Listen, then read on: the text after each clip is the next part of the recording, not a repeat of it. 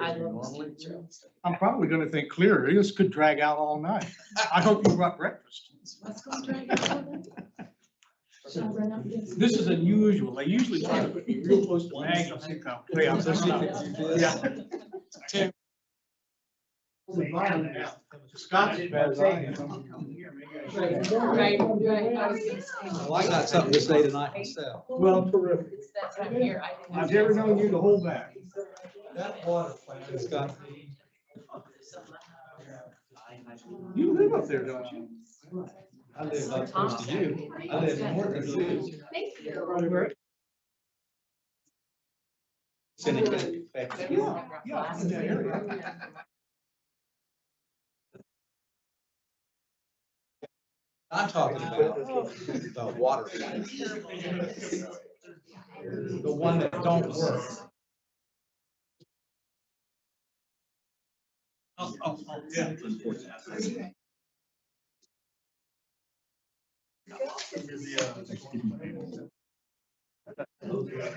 Yeah.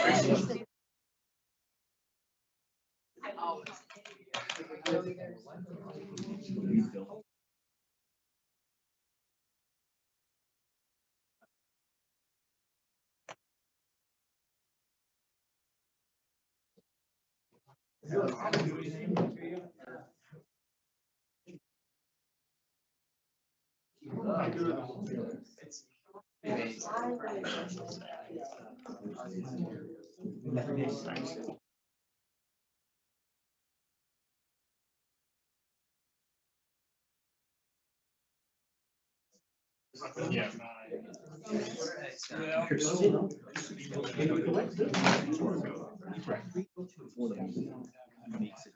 It's also relative. No.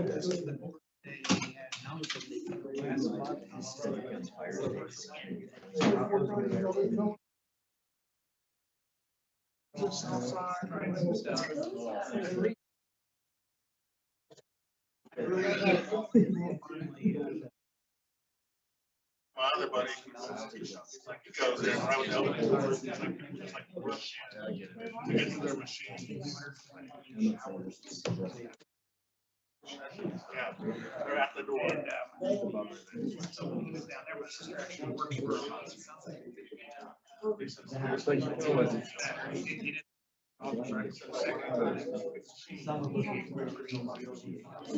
She took him into the ER. Because they were dead. And, I think he has. No, we were on shoulder surgery.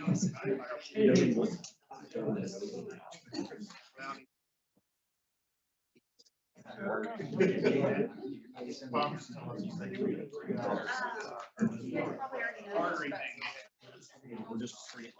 Oh.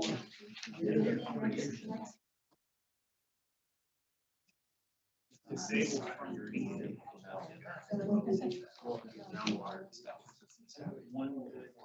Yeah.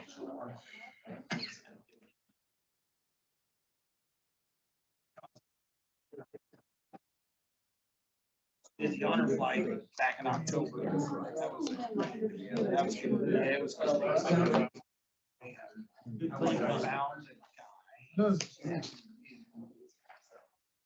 Councilmember Bellers? How you doing? Thank you, thank you. Typical Vietnam. Stone Cold.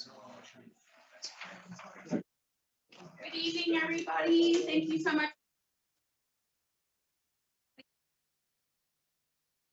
Call this meeting to order. So thank you all so much for being here.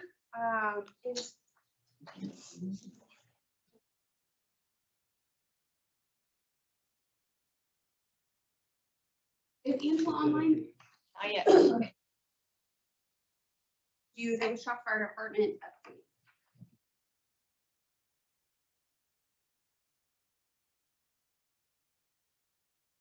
So I'm a fire department lieutenant Deichler at Fire Station 7. First off, congrats to Maggie for your reelection, and we appreciate everything that you do for us. Thank you. So some of the things that we have, you guys, first I'm going to start with a couple prominent fires that we've had. We had one today, actually, it came out as 2300 North Woodland, and then they rerouted us to 3300 North Woodland.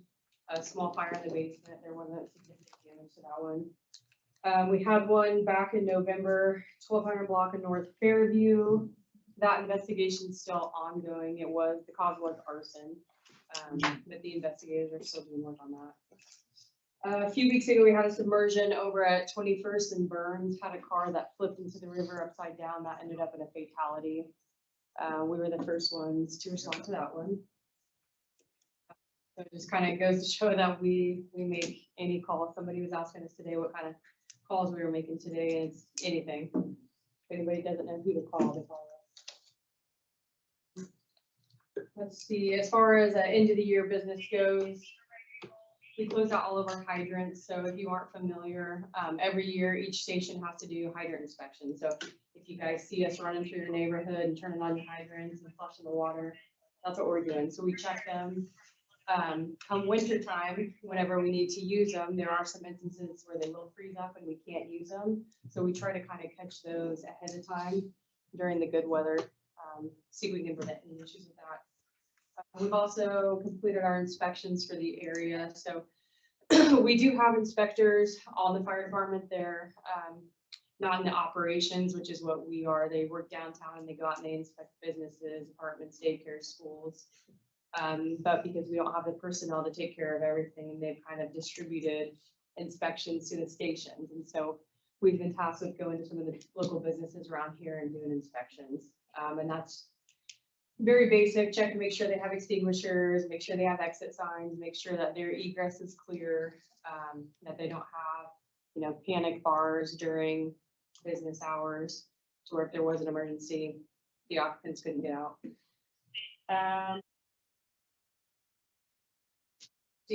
Christmas coming up, you guys. So half of the home fires in December typically start with candles. So a big thing is obviously keep any flammable away. You want to keep them like 3 feet from combustibles. Okay, and that's candles, fireplaces. If you have space heaters, radiators, any type of heat source, keep it 3 feet away from combustibles is kind of a good rule of thumb. Lights on your tree, if you guys have a real tree, even a fake tree, turn the lights off at night. Sometimes, depending on where those electronics come from, there could be a short. So it's just good peace of mind to turn everything off. So do you guys have any questions for us? Demonstration, but how, what do you guys do to service a hydrant? Well, so what we do, we go out, we turn the hydrant on, we make sure that all the inlet valves, that we can open all of them. There's 2 2.5 inch, and then there's a 5 inch steamer connection on the front.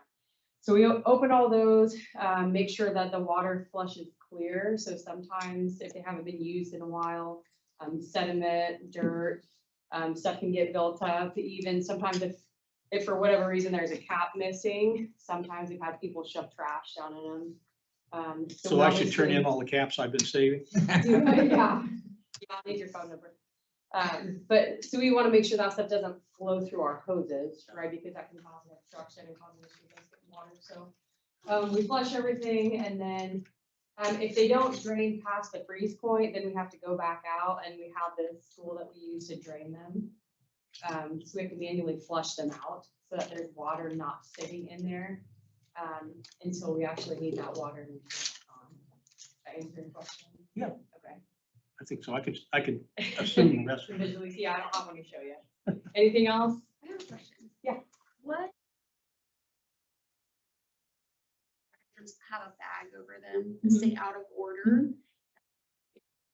What does that really mean? Yeah, so that could, one, and for whatever reason, the hydrant wouldn't turn in. It could be a broken stem valve. So is that probably in line to be replaced? Yes. Okay. Yeah, so what we do if that happens, we can go in and we notate it. So if we get a house fire like today, we got a house fire. So the map pops up, see where the house is, and I'll tell my driver, hey, this is, he knows how to get there, but depending on line as far as getting to that house, we may be water supply. So if we're water supply, we're tasked with hooking up to the hydrant. And that fire attachment. So I can see on my map if there's a hydrant that's out of service, and if it's a closest hydrant, then I have to start looking at, okay, where's my next closest hydrant? So yeah, we do mark those, and then Public Works comes out and they take care of that. That's around well. Great. Anything else? Anybody else any questions from the public? Kathy, anything? The only thing, the 12th and Fairview fire, was most likely arson. That was a vacant house. It was board up. Oh, yeah. And we've had this conversation a lot of times before you guys with board ups. Board ups, especially this time of year, are, you get homeless folks in them. Yeah, you get homeless folks in them, they get cold and they'll start a fire. So the word there is, I always tell folks, if you see something, you're near Board Drive, you see someone that doesn't belong there, call 911. The cops are gonna go out and check. It's a low level call for them, but they're gonna eventually get out there and see if there's people squatting in those houses. Our most common cause of house fires in the wintertime are board ups, with people and getting cold and start a fire or leaving. Constant problem we battle all the time. So if you see something, say something.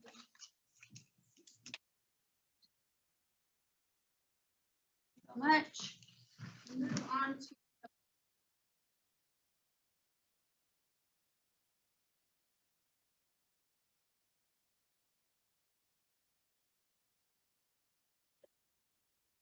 William, Wichita Police Department, I run beats 11 and 12, and also congratulations. thank you. Some of the things that we have going on right now, for the future, our next Second Chance Thursday is going to be on March 26th. We do not have a location yet, but if you have someone that you know that may have a suspended license and or traffic warrants, they can get everything started then to get that turned around. If you have any questions, you can contact WD Perkins at wichita.gov, and he'll be able to answer any questions for you, including when we get our location. One of the other things that we're doing right now is WPD for Shelters Toy Drive. Some people don't know, but for the past 13, 14 years, we've been doing a toy drive for the domestic violence shelters for the kids and women who are in the shelters. We try to get them everything that they would need, coats, jackets, toys, whatever, since they aren't going to be at home for Christmas. So this is something that we've been doing for the past, like I said, 13, 14 years to be able to help all the kids in Wichita. That services roughly around 250 to 300 kids. So this year we have started off a little bit slow. So if anybody wants to bring any toy donations or anything else, we'll be taking gifts up until the 22nd. And even then, if we can't get them in for the shelters this year, we'll also get it to them for next year or for gifts that go on during the year to help for kids who actually come in. Where do we drop this? You can jump us up Patrol West or the CP office at 5803 West Central. If you have any questions or anything, you can always email me. I'm at drwilliams@wichita.gov. And usually if somebody emails me and says, hey, we have these gifts for the toy drive, I'll come out and pick them up, because this is one of the things that I started a long time ago. So it means a lot to me to make sure that we get everybody a gift. Let's see, also talking about Christmas. While we're out shopping, we want to make sure that we're not leaving things visible in our cars. Please, please, please, for the larcenies and everything else, I know that we have the mounted unit and everything out at the shopping centers, but we want to make sure that we keep everything out of sight. Also, when we get it home, if we have the electronics that have the serial numbers that are out there, get a picture of your serial number before you put the box on the curb, or at least destroy the box. But make sure you keep your serial numbers just in case something comes up missing, because then you have a serial number to be able to get your property back once we find it. Other than that, I think that's all that I have today. Did anybody have any questions? No, I'll talk to that. Second Chance Thursday, and that's gonna be on March 26th. And we've got to get a location, so I think that we might try to put a bit in here to see if we can get it going. I'll try to put in a good word. We appreciate it. One more thing, make sure you're checking on everybody. This is the time of holidays, and we do have people that hurt themselves on the holiday. So if you have anybody that is seeking mental health, please contact us and let us know. Do you prefer gifts, things, kids, Unwrapped. adult, Well, it could be clothes or and gifts. toys as opposed to? Yeah, we prefer like $20 and below. If you want to get gift cards, we can do gift cards also. Gift cards actually allow us to be able to use the gift cards right then instead of having to go through the process of getting the money downtown, it going upstairs, it going here and here and here before we can actually get to it. Right, okay.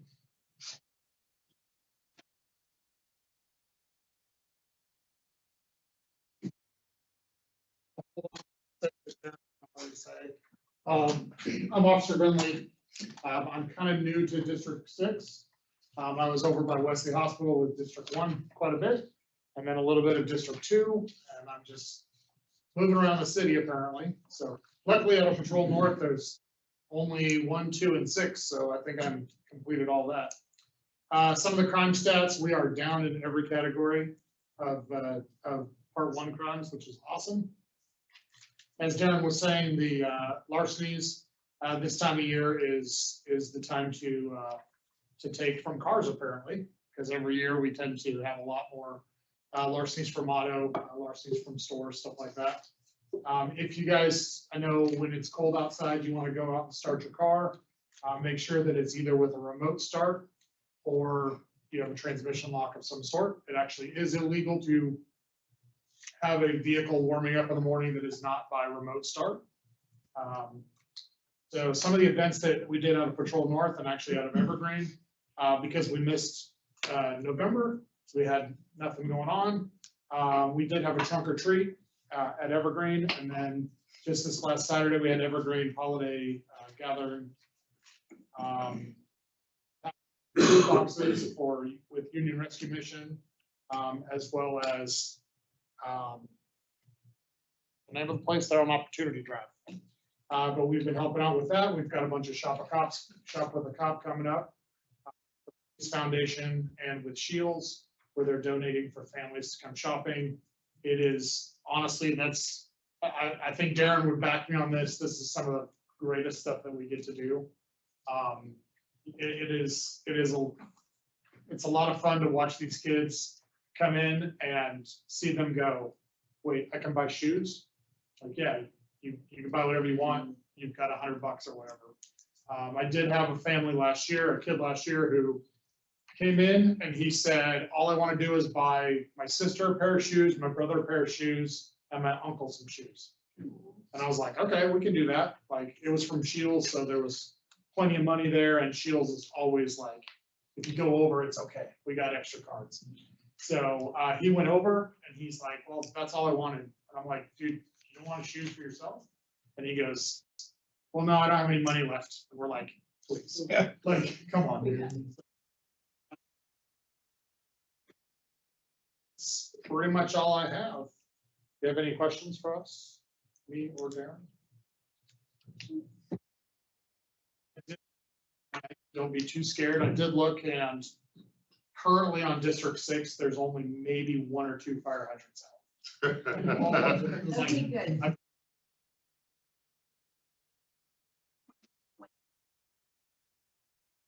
Not one, not Luckily, great anywhere, but there's one like every block, pretty close to every block. So, We'll find one. yeah. Thank you. thank you so much.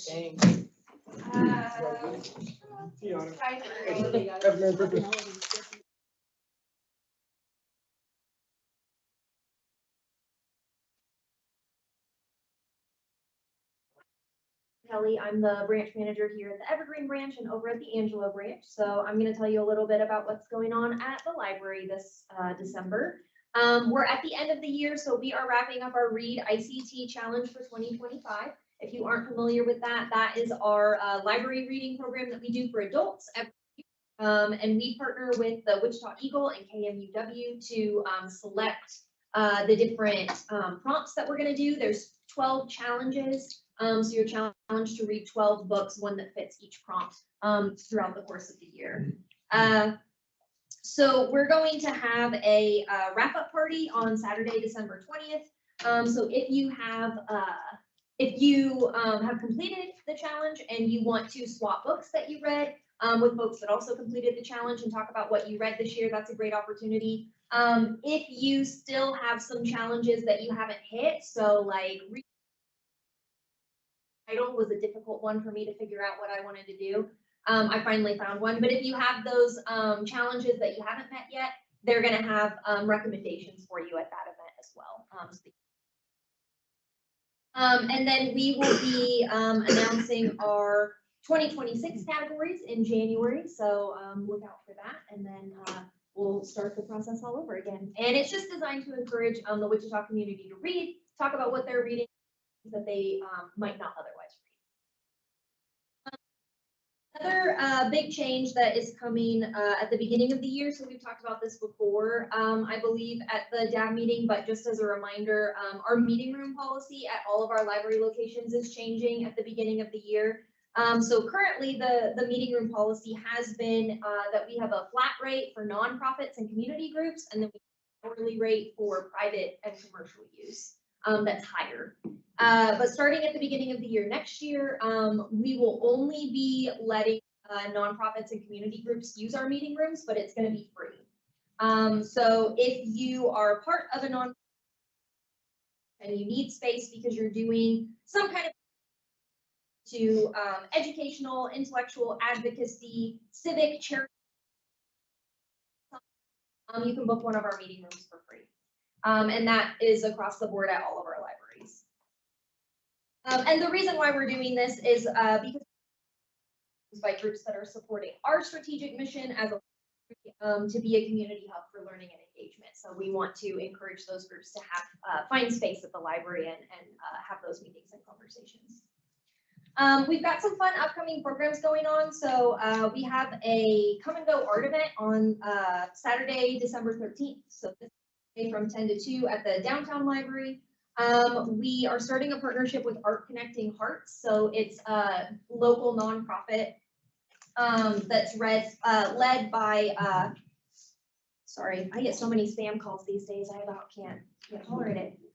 So it's led by Valvier Mather, who is a local artist who's almost totally blind, and he paints the shapes and colors he can see. And then he has local youth come in and enhance his paintings, and then he sells the paintings, and the proceeds go to nonprofit groups. One of the big groups that he donates to is a group and vision services for low-income kids. So at the event on Saturday, we're gonna have 90 of his paintings available to purchase. There's a mural that kids can contribute to, and then folks can also come and name the paintings before they get sold. On the same day, you may have seen on social media some posts about this. It's one of our biggest social media engagements, so we're kind of excited about that. We're having a Jane Austen birthday party to celebrate her, what would be her 250th birthday. It's going to be Regency themed, costumes are encouraged, there's going to be trivia, games, tea, all kinds of Regency fun. So that's that same day, Saturday, December 13th. And then we're also doing a few holiday programs here at the Evergreen branch. So on Monday, December 22nd, we're going to do Imagination Playground, where we'll have this whole space and the other side opened up with big foam blocks that kids can use to build their own playground to play in. December 31st, we're going to have a New Year's Eve puppet show. So that's going to be fun. Our children's folks are preparing for that and practicing. So that's going to be in the morning at 10:30 for kids. And then we do have a couple of holiday closures coming up. So we're going to be closed for the first time this year. We're closing on Christmas Eve as well as Christmas. So we'll be closed on Wednesday, December 24th, and then Thursday, December 25th. And then we'll also close early on the 31st at 5 p.m. for New Year's Eve, and then we'll be closed on the 1st. But otherwise, we will be so.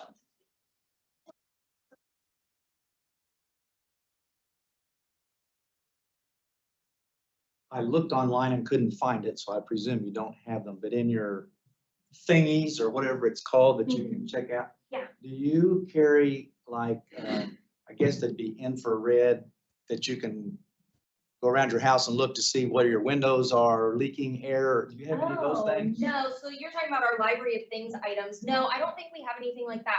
We have, but I think that's the only like detection thing that we have for houses. Okay, thanks. Yeah. So that's it to our collection development library. Okay.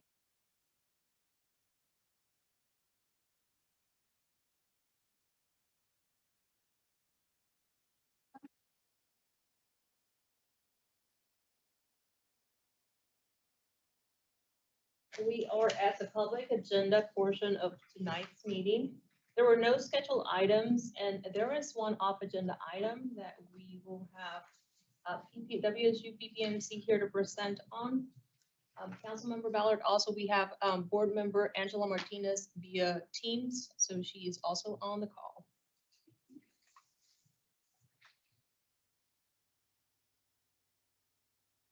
Anyone? Just for the record? Yeah, I think it's-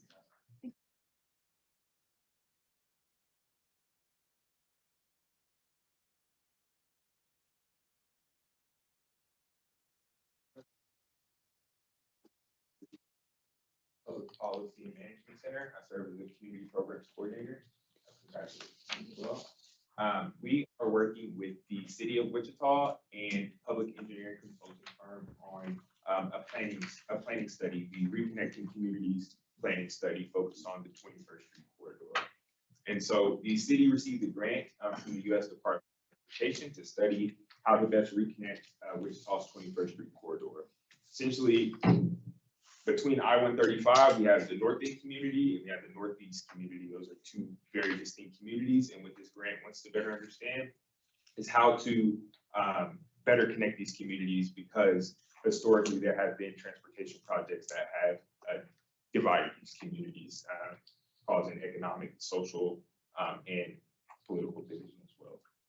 So this study wants to learn how to reconnect these communities. And what we've been doing is going out into the community to engage, understand, ask questions to see what people are thinking about. I pretty much just said this, but again, this grant is going to aim to repair the harms from the past in terms of infrastructure decisions, and it's supporting community-led transformative community projects. So when we're, Can you give me an idea what I think maybe I see the picture now. What are the physical boundaries, the area you're working with? Yep, absolutely. So I was going to get into that a little bit, but it's also in our packet as well. But what we're looking at from north to south is between 17th Street and 25th Street, okay, and then east to west from Waco to Grove. Okay. Focus on that 21st Street corridor is where the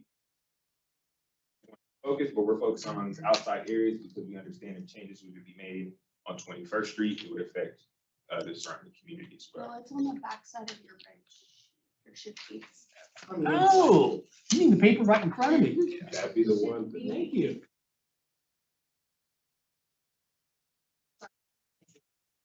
Yeah, no, great question. Though. Thank you for framing that up for us. As described here, I mean, there's been community feedback. It's been heard as far as trains, congestions, environmental concerns, et cetera, idling vehicles. But what we really wanted to understand is, okay, what are the barriers in terms of, just traveling and transportation and reconnection? And then what also are the opportunities for change? If there were to be change, what would that look like? And so we've conducted focus groups. We've done a lot of intercept interviews, individual interviews. A part of the reason why I'm here today is to present the idea, and because I can't facilitate a focus group, I've brought some big paper sheets, so if you'll get a chance to write down some feedback if you're interested as well. Questions that we're just asking are just, what are places or features in the area that you visit the most? Example, parks, businesses, schools, transit stops. We're interested in knowing, how does this transportation on this 21st Street affect your daily life? A lot of people say if they're traveling east to west, they're crossing the train tracks, and depending on the time of day, it affects the way they travel. This one? Yes. Okay. Asking questions about if changes were made to improve transportation or mobility, what would be the top priority? We really want to help our engineers and help our architects better understand what priorities the community has in terms of transportation in this area. And then lastly, essentially, if the changes were made, what are the trade-offs here? So if there are any changes that would make things worse for people, it's important for us to understand, but we also want to understand, who may be affected by those changes as well. So if any of these questions are prompting any ideas for you, especially traveling in this area, I'll have some big, nice, beautiful poster boards and markers on your way out. Feel free to write down your thoughts. We genuinely appreciate that feedback as well. So, Also, what we can do is you can go back to question 1 and you can take some comment from DAP members in public. It will be part of the record, so I'll go ahead and send you those notes. you cool with that? I'm cool with that. Here, I'll- And I think that concludes. We only have 4 questions. That frames the idea here. What are questions 1 and 4? Yeah, question 1 is what places or features in the area do you visit most? And I believe question 4 was, Worse. yeah, who would be, what would make it If there were worse? changes. What changes would make it worse, and then who would be negatively impacted? I think what would make it worse is continuing to not do anything. Only when you say visit, use most often, specifically thinking of things within those boundaries. Yeah. So for example, WSU, no, even though I use 21st Street to get there, not included, it's outside the boundaries. Yeah. Correct? But maybe on your way to WSU, you stop by Connie's, or you stop by Yeah. Giorgio's, you stop here and here.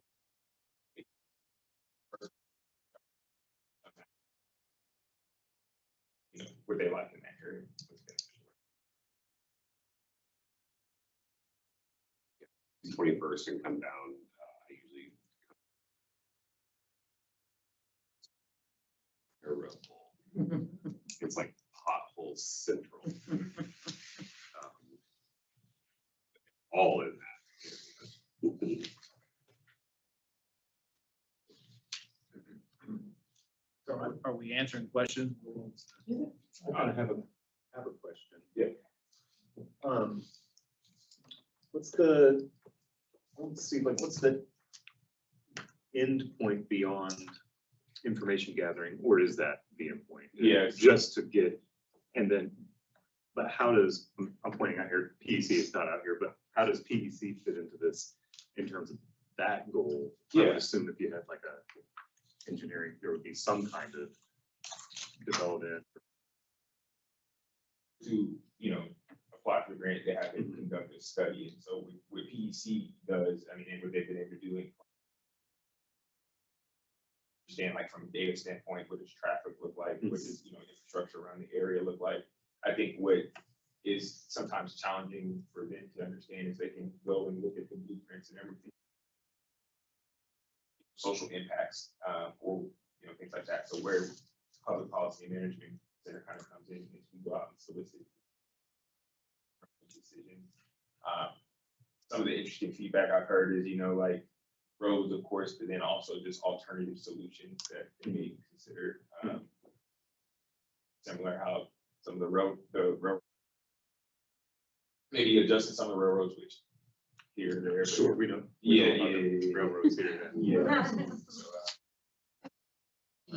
I'm sorry. Oh, so I was pointing to. Yeah, I'm on a different later, but, and I'm not on this project, but the thing that I would point out is this is a planning grant. So this won't end in like, these are the construction plans that, yeah, will come later. So this is just to lay the plan out, and then construction, and that, those grants and monies will come later. So this is all. It was a really competitive grant that Senator Rand's office awarded to the city. And we're hopeful that after collecting all of this and coming up with a current summary, you know, for however many decades the trains have been an issue. Another thing that is a little bit different from this study that they haven't done in the past is there's a group called 360 Rail that is, I believe, a retired conductor, or he definitely was part of the railroad. And they actually have 2 cameras that are set up on both of the tracks right here at 21st and Broadway, and then the other one's up kind of across from Love's. And it's actually a camera that is counting how many trains pass, how long it stops traffic, is it a certain time of day, and all of that. So it's been really, really interesting. We've seen like 2 months of the data from those counters, but it's been very interesting in that certain time of day. It seems like all the time that's most inconvenient. But to see if there's any type of trends that they can work on. And supposedly, hopefully, this gentleman from this 360 rail still has hopefully connections that he can actually communicate with the railroad because it's nearly impossible. So. Do you guys have any comment or feedback for the questions? I know somebody got something. Or I think that's what she's doing to put them on the record. Yeah. Am I allowed to put things? Yeah, after my the data, then I'll open up to the public. Any questions or comments from the data? What does EDTM mean on here?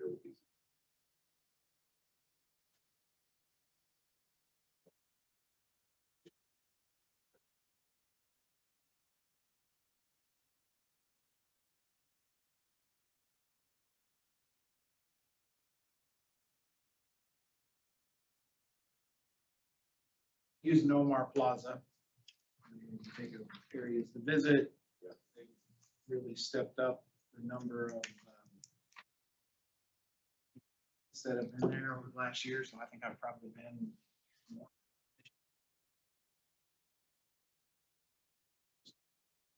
Businesses, so I would say primarily like restaurants, so Giorgio, Cezanne, Connie's.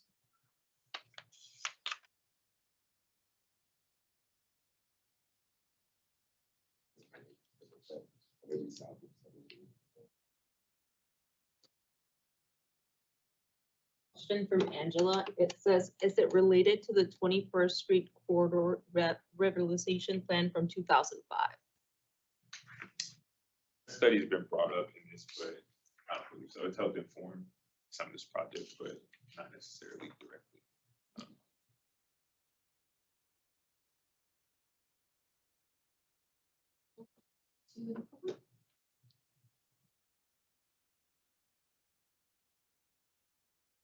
So I probably traverse this corridor more than most because I oversee Evergreen and Angelo. So I go back and forth like sometimes multiple times per day, if not multiple times per week. And so a lot of my staff also will go back and forth. And we've had people trains miss their shifts or part of their shifts, or have issues like getting to work.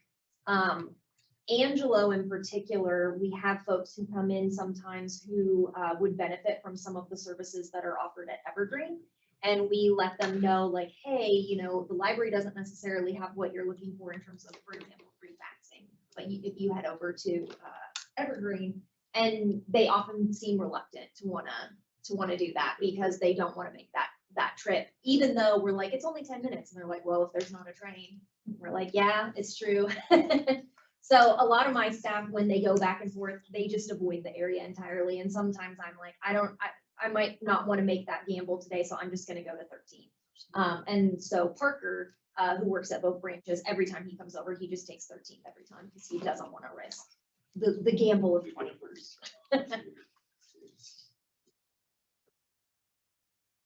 21st crossing going to be fixed? Isn't that on the agenda to have an overhead or something? Obstruction. They're expanding 21st into where you can turn onto Mosley. That's why they took out Mitchell's, but it's not an overpass. Seems to me primarily the youth.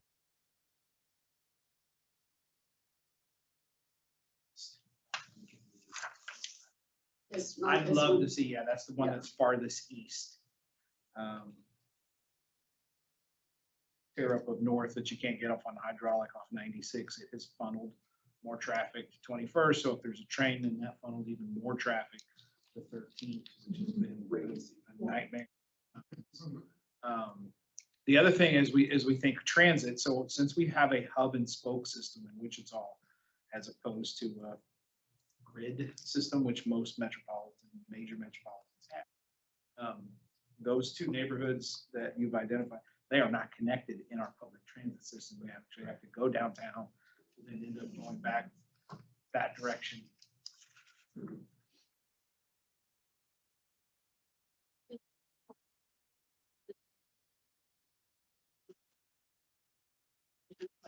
Pollocky, Connie, Savoots, that believe their debt customer base is willing to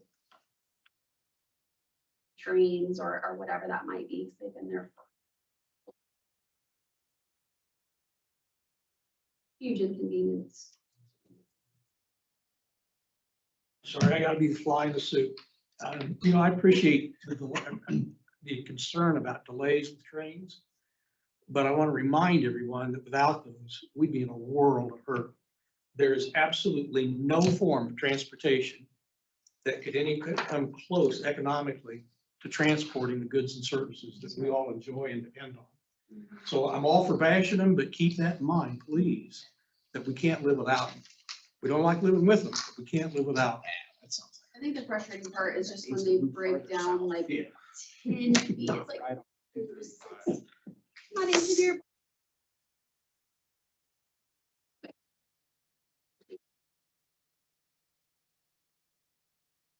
Happily retired, so it doesn't affect me as much, but when I taught at North, we had teachers coming in from the east side, and I'd get a call. I know you got first hour plan, can you go up in my room? I'm stuck behind a train. So I guess my concern would be, is there any way we can work with the trains to avoid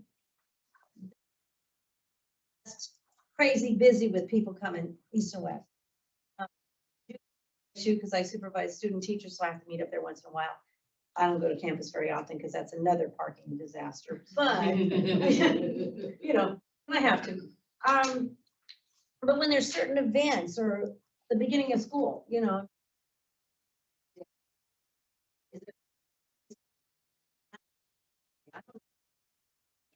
I mean, that is the $1 million question, is they play by a different book of rules, and, you know, we definitely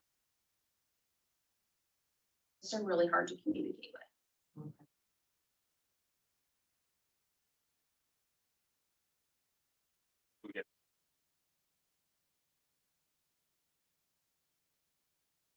You probably knew her, Candace Talty, who was a former dispatcher.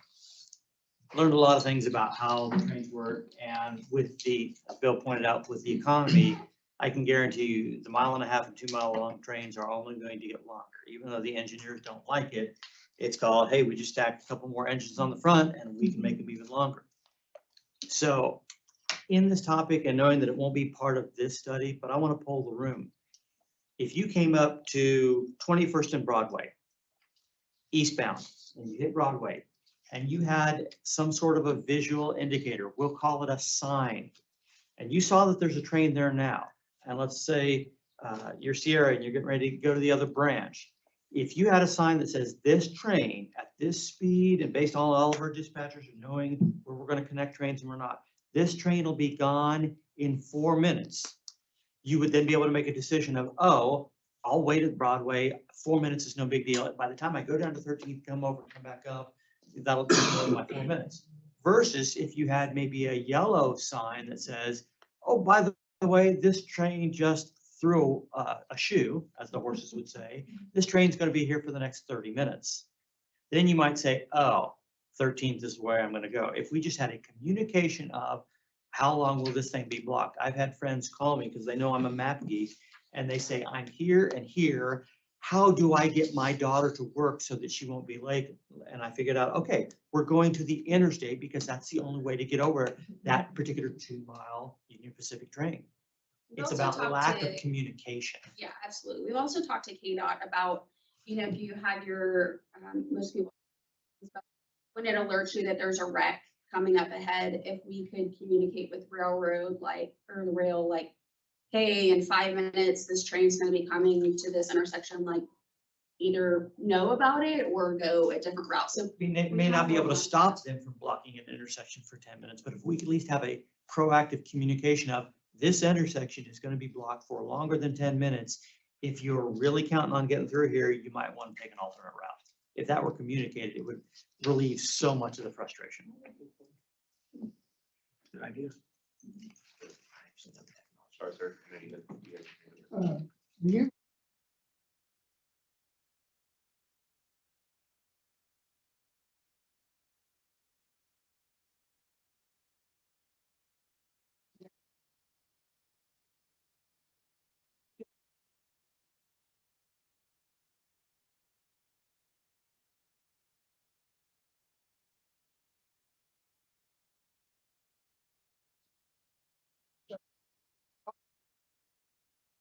you have to wait at that intersection, the red.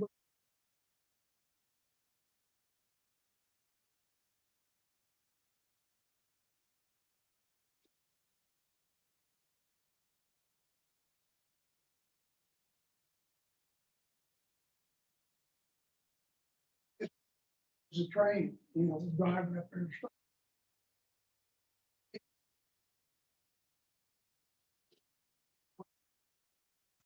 Or you don't have a choice.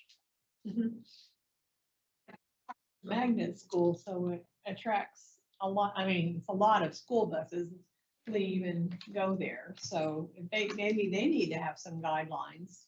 4 buses out, give it a break or something. I had an interesting conversation with some of the leadership with the South Public Schools transportation. They had similar feedback. I think some of the people have touched already on question 2 about how does transportation on the 21st Street corridor affect your daily life? We've heard a few examples, but if any of it, again, I don't want to steer this, I'm just working with 5 years. And should they just email you? Yes, please, and as mentioned, I'll set up these questions for some written feedback too as well. That always helps us. And for some things, yes. I'll leave some of my business cards here as well, so you can have my contact if you're interested in providing more feedback, sharing any stories, want to meet one-on-one.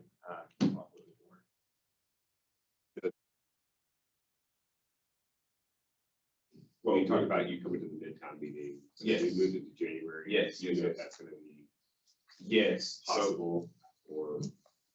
really, I haven't finished my report by the January. Oh, So okay. I think I'll have time to squeeze it in. We were chatting that earlier today. Okay. Well, I just ready to send out a thing. So I'll- Yeah, I'll do that. okay, I got.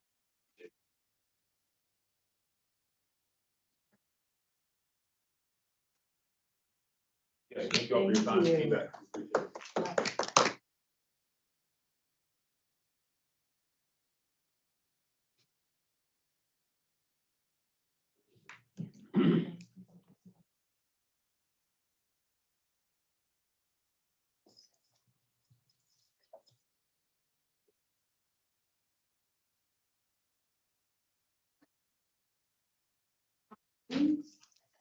To new business.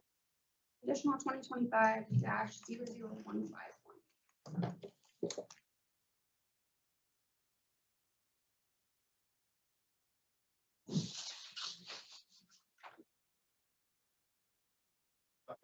Planning department. I was gonna go to the map, so I think we're. I just take control, do you think? Yeah. Okay, so very good. So real quick, the introduction on this one is, this is Con 2025-151. This is for a conditional use to allow utility major at a property that's located just to the south and west of 46th Street. So, I'll scroll for you. okay, I appreciate that. Thank you. Problem now. If we can scroll to the end, I'd like to start out with the first graphic. Okay, actually, let's go to the first graphic that shows up. So this is the graphic that was submitted by the applicant. The applicant and their agent are here. Hello. And so this is a graphic that shows the layout of the site with the proposed project. So it's my understanding that this was a industrial use, I think a utility that was there. It was part of a larger kind of campus that they had going further to the west. So what they're proposing to do is this utility use would allow them to put in an environmental mitigation system. I like to think of it kind of similar to the one that's down at Herman Hill. That's kind of more extravagant because it's got a whole community center kind of stuff there. But in terms of the technology, I think it's a different type of technology, but I think it's the best example I can really kind of wrap my mind around. So what they're proposing to do is put the system here because it will catch a plume that's traveling to the south and to the west from obviously the north and east. So kind of coming down, this is before it gets to the river, so they'll capture it there, have an opportunity to treat it, and then put it back into the river. Very similar to what happens with Herman Hill in terms of putting the clean water back in. So the next page then is a diagram that I will defer to the applicant entirely to explain this one, but it's showing valves and air release and all kinds of stuff. I think this is an example of the technology. But what you can see is that I believe it's housed in a building, and I'll defer to them for that as well. But you can see the apparatus there. The next page then is the aerial graphic, and this shows, again, the relationship to the property to the west, which was part of that larger utility that was there before. So the things to point out that I'd like to point out on this one is that you'll notice that I believe it's Earhart that's located immediately to the south, it's an elementary school. And then we've got Arkansas, so not Arkansas, we've got one staff member who likes to say that, you can go, "Boo." But, and then we've commercial use, which is located to the north. I believe it was like a warehouse / commercial up to the north there. So those are the uses that are around it. This is the property. Next page is the zoning map. So all of it is zoned SF5, except for just to the north, we've got a GC location of the general commercial. We go to the next one. This is from the comprehensive plan. This is zoomed in way more than we actually want it to, than it should be. But in this case, what I think it's reflecting is that when the comprehensive plan was done, this at that time was considered an industrial use. So therefore, industrial is what showed up on the future land use map. So, so that's what was recommended in there. If we go to the next one, then we've got photos from the site. So looking at the site, it's fenced off. This is a commercial location to the north, across the street and down the street. Let's see, let's go back to the first page. So that's kind of the introduction and the overview. So let's go ahead and scroll down to the background. So we've talked about how it's a conditional use. This was apparently, it was used as a storage yard for Evergy, or has been most recently in that use. Saw the diagrams about what they're proposing to put on the site. We've talked about the surroundings. Screening would be required where it abuts residential zoning, that's to the north and the south. Landscaping would likewise be required. And then it talks about the context that's listed in the staff report. In terms of conformance to plans and policies, we find that it's in conformance with the community investments plan, which is our comprehensive plan. And we list the reasons for that, that being both the land use guide and under the locational guidelines. So the recommendations for approval, there are 3 conditions. This has to do with the site being developed and operated in conformance with rules, applicable rules and regulations. Development of the site being in conformance with a site plan that would have to be submitted and approved prior to construction. And then if there's any violations, then they can lose the conditional use. We go through the golden factors towards the end of the staff report. So I'm not going to go through those, but if there's any questions, I'm more than happy to address that. And that takes us through the staff report. So with that, I'll stand for any questions.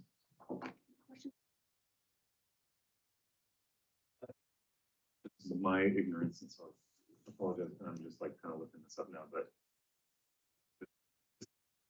city utility, what's the Chisholm Creek utility? I don't I'll understand let that the part. applicant explain that one. It has to do with the organization itself. So So public utility. I'll defer to the Thank you. applicant. Thank you.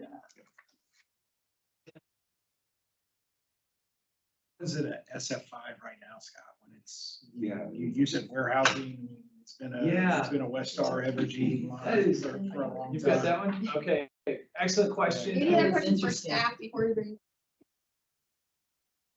It's a great question. I'll defer to the applicant and then we'll see where it goes. All right, thank you.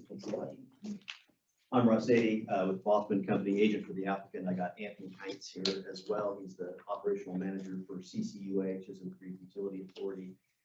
Chisholm Creek Utility Authority is a public utility that serves water and sewer needs of both Park City and Bel Air. And my assumption is that they are part of this particular EPA, Environmental Protection Agency program, because you have the facilities to own the property. Facilities and the expertise as well as owns this piece of property. So this is an appendage off to the east. You saw an aerial picture of the old, and by old, I'll get to that in a second, Ripley Power Plant. That's been decommissioned for decades. This was all part of an original utility, thereby an industrial use, which probably predated zoning in Sedgwick County. It's certainly in the county, probably in. So this site was developed for industrial purposes related to energy production in 1937. So Scott touched on it. We have 3 Superfund sites here in Wichita, 2 of which, some of the more famous ones, Gilbert and Mosley and the North Industrial Corridor Superfund sites. Both had remediation through a piping system where the ground, the pollutants underground would be piped clear south to Herman Hill Park, based in part because A, the city owned that property, the park is large, but more importantly, it is in close proximity to the river.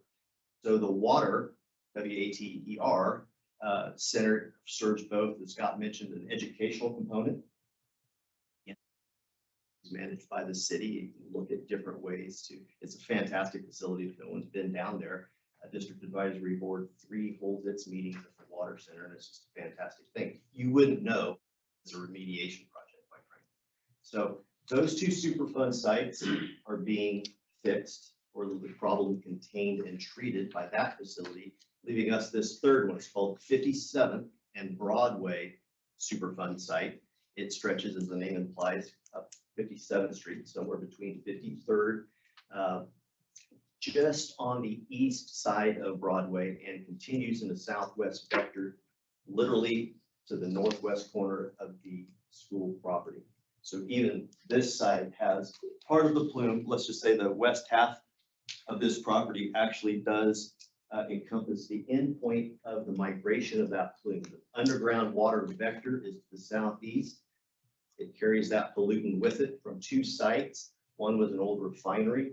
I believe that there was a salvage yard. Of course, North Broadway loves salvage yards. So there was an old salvage yard as well, contributing to this problem. Has identified this, placed it on its national list of Superfund sites that need remediation. That happened about 35 years ago. So if we're talking about slow rolling trains, we're also going to talk about slow rolling EPA projects.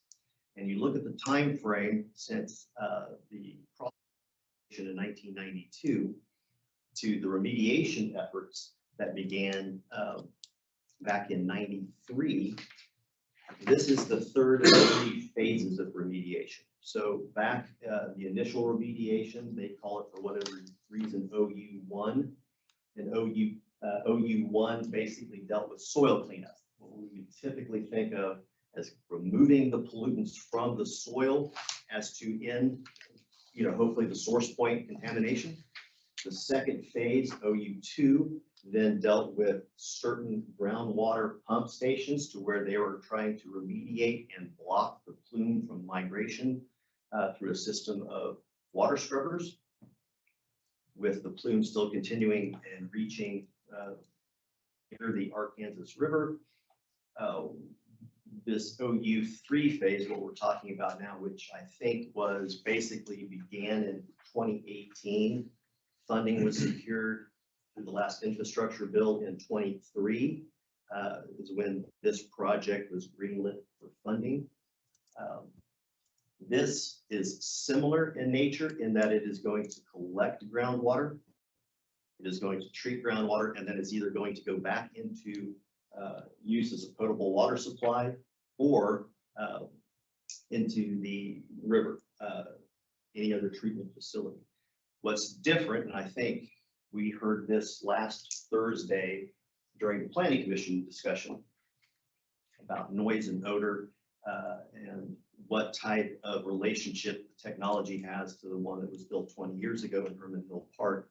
And the answer to that is, it's generally the same, but the operation, therefore the noise and odor are all contained within the system itself. You saw the wonderful engineering drawing. I'm not going to, there's about 8 words on that document that I can understand. But basically, an oxidation process by which that treatment is, and the removal within that building.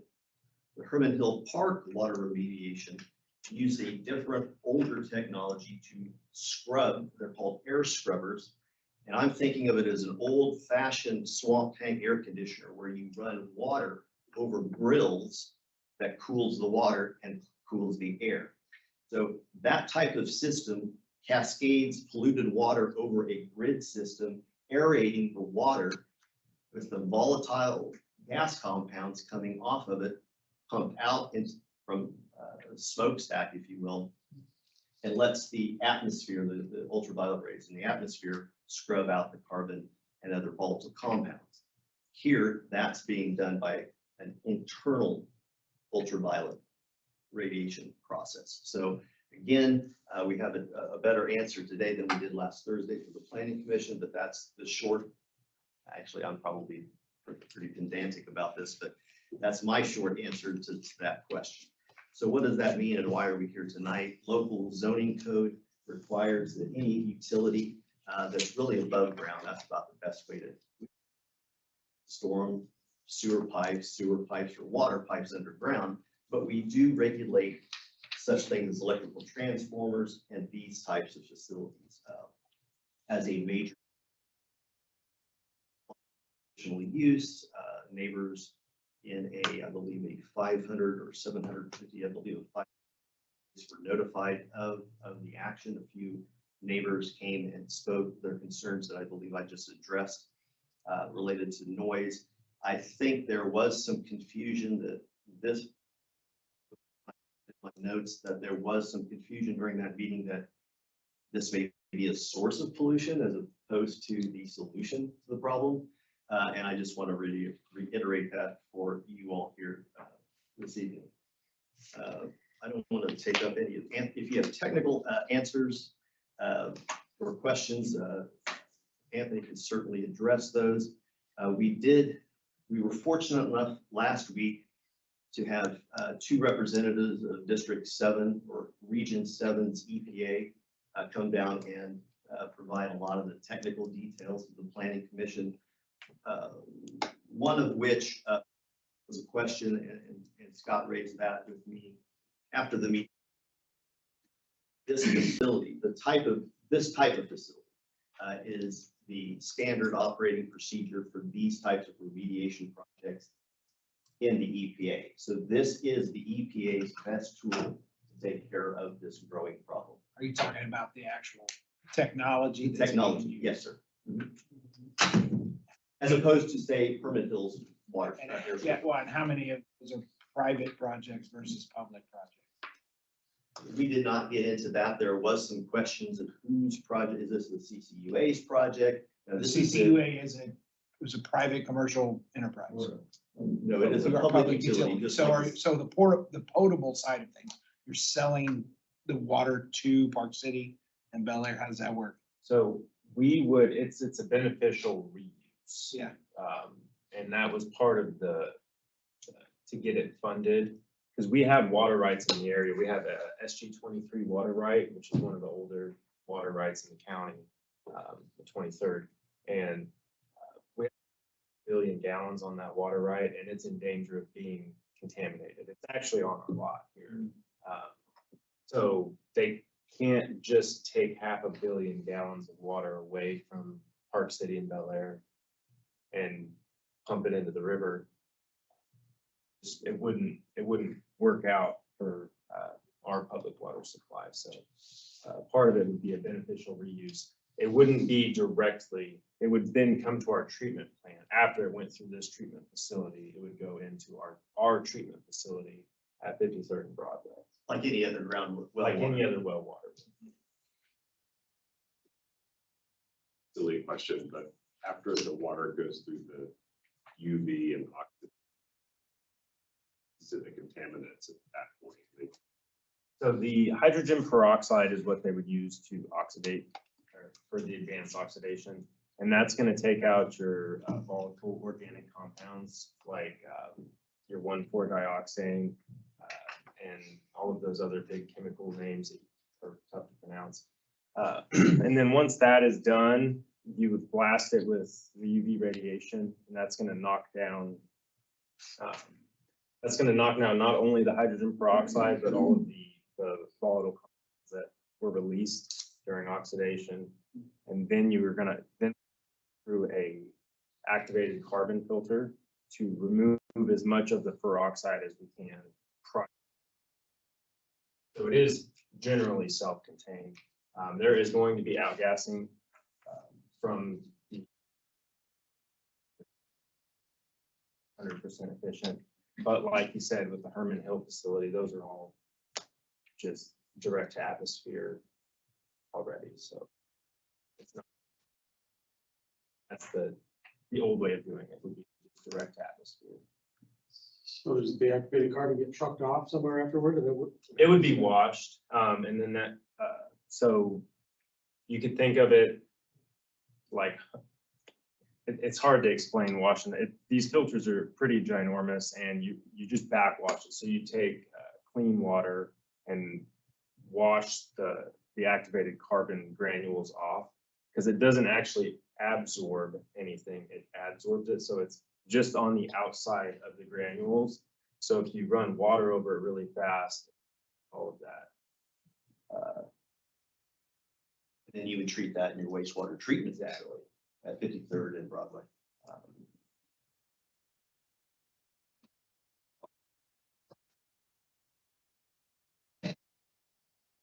And CCUA we're only trying to facilitate the EPA's project. I know a lot about it, but this really is more, this is their thing. It's really not, CCUA's thing. It's just, we're directly affected by it, just like this neighborhood is. So it looks like design to construction is going to be right at 8 years, as an example. So yes, a lot of thought has been put into this. On these Superfund sites, and this is just something that I learned on this project, all require 5-year annual reviews. I took some excerpts out of a 140-page document that's part of this 5-year review. And the last one, the solution, I think they call them RD, recommended design, is this facility.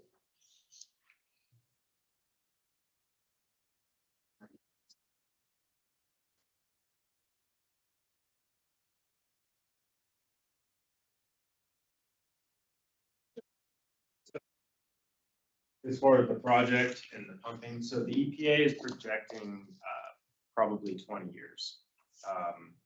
They're going to fund it for as long as they can with the funds that they've secured through the bill. And she would take over, and then KDHE would be responsible for operations of the facility.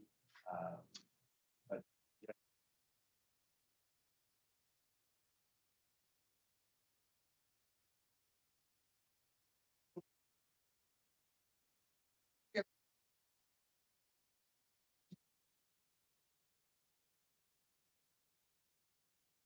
it will, their extraction will be placed in the most densely affected areas. So it's actually, the extraction wells are going to be out on the levee closer to 53rd and Arkansas, and kind of where the pallet yard is, or the pallet recycler is. So that's where their main source pulling from the groundwater is going to be. And piping it over to this facility. The main draw to this is that they have the river right there, so they can discharge water. Question is, we have well water for gardening, so, and we just had it tested, but we don't have a result or anything. Okay, I know that they just tested a bunch of houses in the neighborhood. So will we eventually get some report, whether it's bad or good? And I'd be more than happy to. This map is available on the EPA's website. And I have GIS to show you the plume, so it doesn't provide you excellent reference points, but you can see the northeast to southwest draw of the plume. This site is at the very end where your thumb is, and where you lie on that. But if you're east, you're not going to be within that draw gradient. You're out of it anyway. Look at me, I'm not a licensed geologist by the state of Kansas, but my assumption, just based on the way underground water vectors, that it's not, you would have to really pump a lot of water out of your property to draw it towards you. So the natural draw is. It's more based on underground water flows, so the natural flow southwest. So what depth are we talking about? For the extraction wells? Well, or just like the contaminants? What? Because my well is 20 feet deep. Okay. Our current well on our property is 52 feet deep, and it's got a 10-foot stream. And we typically, I think the last time we ran, we do it monthly, I think we're 18 feet of water. So that's our round from ground level, about 18 feet of water is where we're at. So that's the water table in the area. And I think their extraction wells are going to be pretty similar. You know.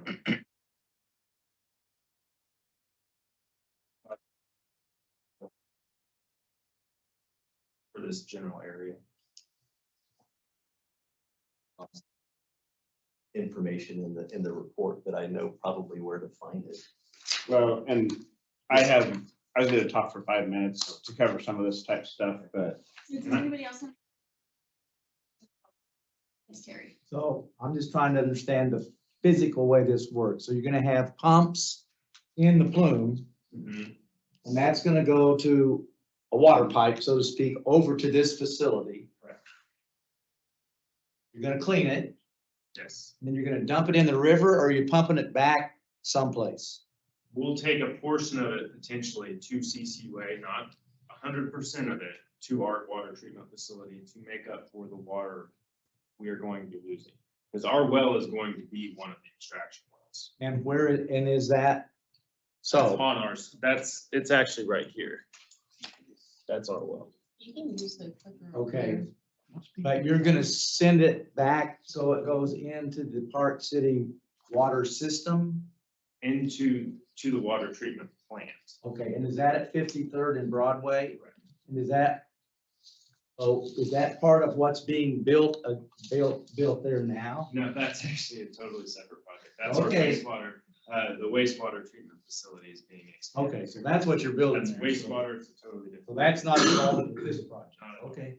No. I just wanted to understand the physical, how all this is flowing. I understand. And I'm not great with design at all, but I made some sheets with, this is the Superfund site information from the EPA, direct link to that. And then documents is this one. So, and I printed 20 of them off, so if you want to.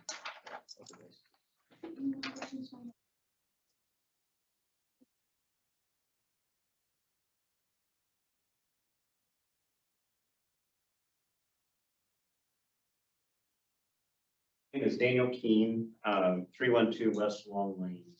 I'm the neighborhood president for Amelia Earhart Association, which is just south of this project. First of all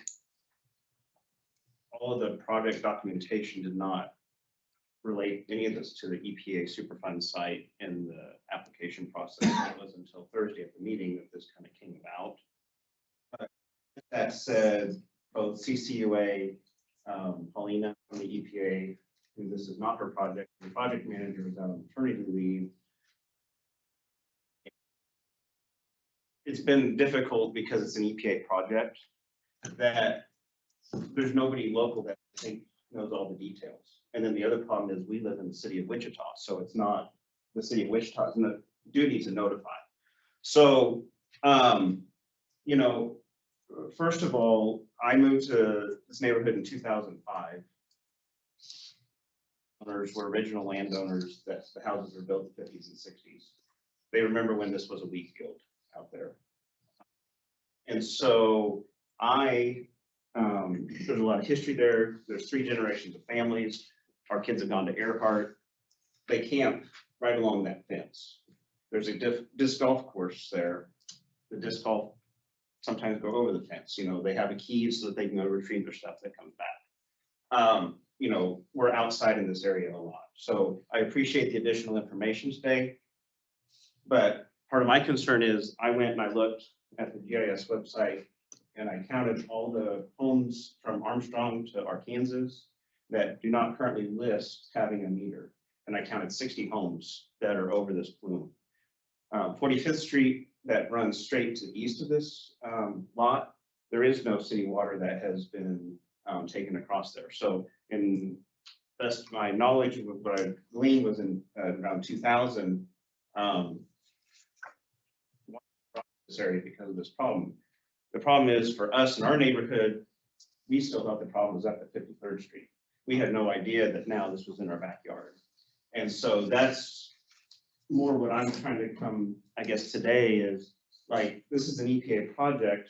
On their documentation, they say they're doing 5-year testing on wells. They publish that information to that homeowner, but they don't tell it to us. So we have no idea that this plume is now, 500 feet away from us.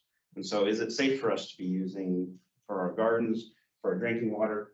The other thing is that last year we had a house that was kind of the first in our neighborhood. We only have 100 homes, but somebody bought it, refurbed it, they rented it, and that house has a well on it.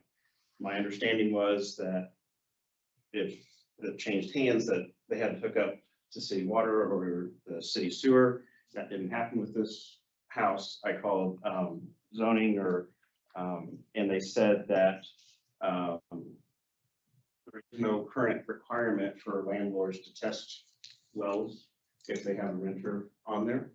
And so my problem is if I'm a renter, I'm not on record. And so I'm not going to get notified if there is any problems. If the landlord doesn't tell them that to me, that's a big problem. So I guess, in the past, we worked with Janet Miller on rewriting the ordinance for horses because realtors were selling half-acre lots in our place saying that people can have horses, and that's a problem when I've got Cindy Claycomb was in. We worked to add drainage along Arkansas in front of Earhart Elementary because there was no storm drains along there. So every time it rained, that whole street would flood. And then she got sidewalks, along Arkansas. So, I guess I would like to work, with us to look at saying, hey, we've got a problem. Do these homes that don't have a well currently or a meter currently, is it the right choice? Do they understand that this is under or not? And, and if they choose not to, that's their prerogative. But if they don't know, somebody has to step up and say, hey, we're going to take a look at this. That's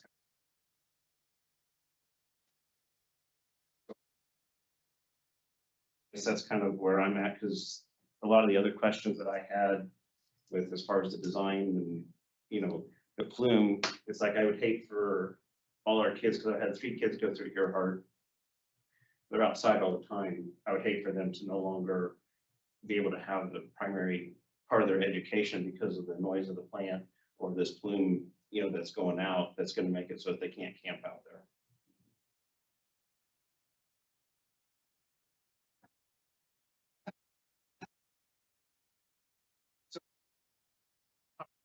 Hearing what you heard on Thursday with regards to the actual zoning and construction of this So, facility. What I yeah. heard you say primarily is you're concerned about the safety of of your water and the ordinances involved with that. I mean, that's where you truly have issue. As far Right. as zoning, which is what we're deciding tonight, you feel much more comfortable hearing what you heard. Yeah, and so this is going to be, I'm going to speak personally. There's some of the neighbors, that they don't want it at all. And I'm more of, I was never opposed to the project personally, but I'm more concerned of how come we didn't know about that? And so that's more what I'm, I guess, here is like, I think the project should go through. I have no problem with that. Everybody associated with the project that I've contacted the week before Thanksgiving and, you know, other stuff has been forthright. Paulina provided the link to that website. And so I spent all weekend, you know, trying to dig through that to figure stuff out. It's just, I think for me, it's the big problem that it's an EPA project. They're using the CCUA in the city of Wichita. So, you know, but that's, you know.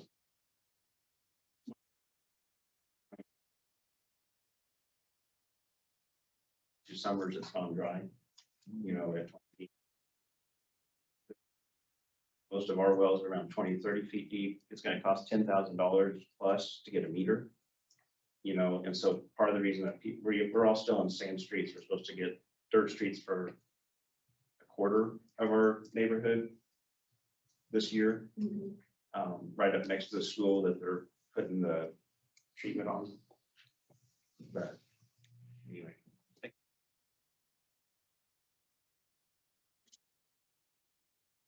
So tell me about, I haven't heard exactly, or give me some, how I can understand, how much noise is it gonna create? And what kind of smell is it gonna create? And I have one other question after that. So it should have essentially no noise. So we're dosing it with hydrogen peroxide with chemical pumps. So they'll be injecting the hydrogen peroxide. Shouldn't be any noise associated with that. And then the UV lights, again, that's pretty noise-free, granular activated carbon. It all you shouldn't be able to hear it from the road. We operated one granular activated carbon filter before, and it was a little noisy when you backwashed it, but we're talking inside the building. It was noisy. If I went outside and shut the door, you couldn't hardly hear it. It's the sound of pumps. So it's not the sound of like an air blower or something that is really making a lot of noise. So are you gonna have your own generator, or are you just gonna be on utility power most of the time? Utility power. I will actually, so as far as the noise go, I think the loudest part is going to be trucks. So a truck delivering hydrogen peroxide. They have the auxiliary motors on the trailers to pump the hydrogen. Is that? A lot less than it was when Evergy was using it as a full yard. So we had trucks going in and out of there all the time when they were storing stuff there. So do you think it's like daily or weekly? Oh, or- just I'm not curious. entirely sure. I would, if I had to guess, I would say no more than it just wouldn't be efficient that way. So And smell, any smell? I don't foresee any smell. It's all going to be contained. Okay. And my last question is, if you could put the map back up so we see yeah, that's good enough. So I live off the map to your upper left. Okay. But I use the top of the big ditch as a walking place. And I see something that looks like it's gonna extend into my walking So area. that's actually the property line. So Evergy used to be KG&E, had the power plant on the Yeah. other side of the river. I lived there since 49. I mean, I've lived not where I'm at, but I've lived in this neighborhood since 52. So I know about the Ripley Power Plant and all that stuff. I just wanted to know if there was gonna be something that crossed over the walking path, then keep us from. There will be a discharge to the river. So typically what those will be is a cascade outfall. It'll be a concrete about 2 feet wide, just enough to handle, 800 gallons a minute of water, and it'll just be stair stepped to. There's kind of a ditch there anyway, right along there. There used to be an outfall there for Evergy, or not Evergy, KG&E, when it was the power. But it's not gonna really. It affect shouldn't. No. People walking and. It's not gonna affect your walking. It's not just me. There are a lot of people that use it, actually. No, we see people. I have two things. Not too many people. The school Well, is, I know. the school is really an important part of our neighborhood. It's a magnet school. And I don't know if if you need to restrict any timing or anything like that because of the school, that would. And then the second thing, what about all the people that live up there that's to the northwest that had to have bottled water or city water came in? Do they know about it? That is on the EPA, quite frankly. And, you know, the city of Wichita and the EPA, I know that EPA tried to work with them, I think it was 05 or something, I can't remember. Was it 2000. Was it 2000? I know that they test the water at the residential wells for people that don't have public hookups. And if And they- you provided in 92, CCUA or Park City provided municipal water in the northern section of So this. all the way in the Park City area, there were several houses that got hooked up to Park City public water. Just around two.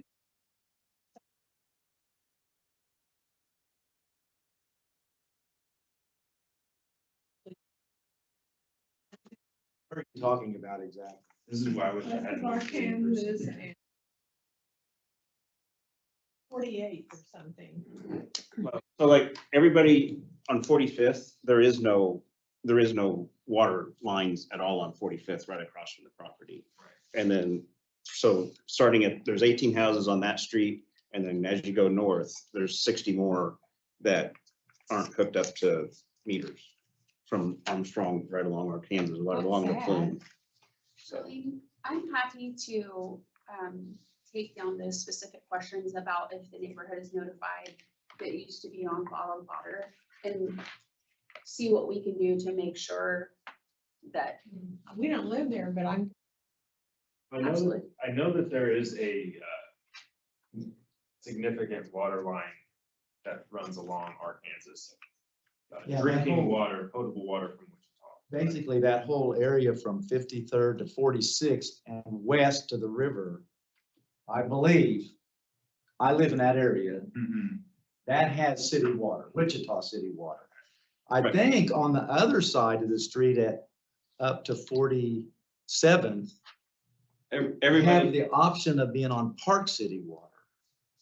Park City water doesn't start until the it's on the city of Wichita. the recycling. It's on, okay. Yeah. But, so everybody has it except for that street by the Ripley yard. Suggestion for you. And it kind of was- So if you know anything about Earhart, Show you how to get this. school is an environmental magnet. My nephew. This would be a perfect situation to provide some goodwill that you build projects. I mean, you talked about an 8-year construction period or an 8-year. We've Designed. This thing has been in the works for 2018. Yeah, but a 20-year remediation period that, I mean, you have long-term opportunity to ultimately work with the youth of your community that are focused on the environment. We actually did have to come out to the Chisholm Creek Utility Authority for tours. We have a wastewater and drinking water plant. And that Haley, she had kids that went there and she's one. So I totally agree. It would be a good thing to have environmental magnet school. Activities specifically about what you guys are doing. Right. That's a good thought. Not much of a field trip for the kids, though. Just walk around the courtyard.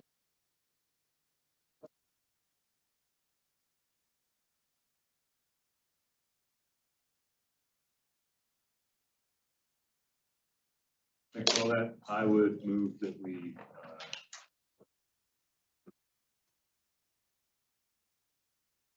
as it is. I will second. That include the same conditions in the planning department have?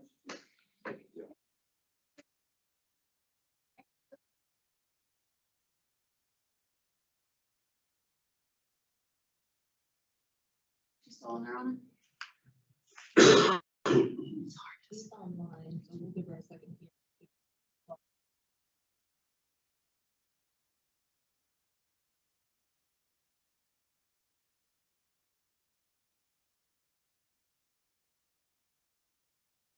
We did not hear back from her, so the vote ends up being 6-0.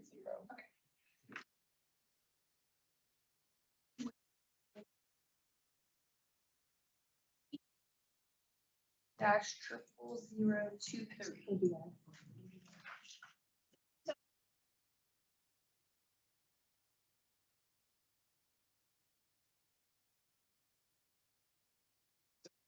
The planning department. In this case, the applicant is requesting to rezone the property from SF5 to PUD, Plan Unit Development, Custom Zoning. And the reason why is because they would like to build a food bank, a warehouse. So if we scroll down just a little bit further, we can see the map. So it's on Amden up by 31st Street. So you may recognize this as part of the Catholic Church kind of campus that's there. We'll see some photos and some more aerials that show that. So if we can go down to the next graphic that shows the letter that was received. So we will skip those. We'll come back to these in just a moment. And then if we can keep going.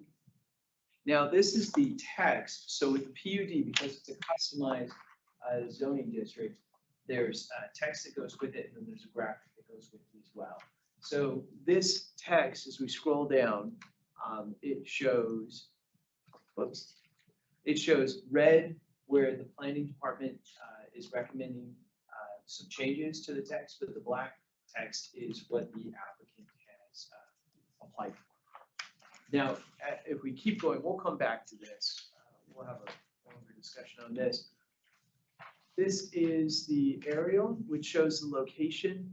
And this is, so to the south of this is, I believe, the house that they own. It's on their property, on their campus. And then on the larger part of the church, you can see the parking lot. You can see single-family homes pretty much surround in all directions except for the church.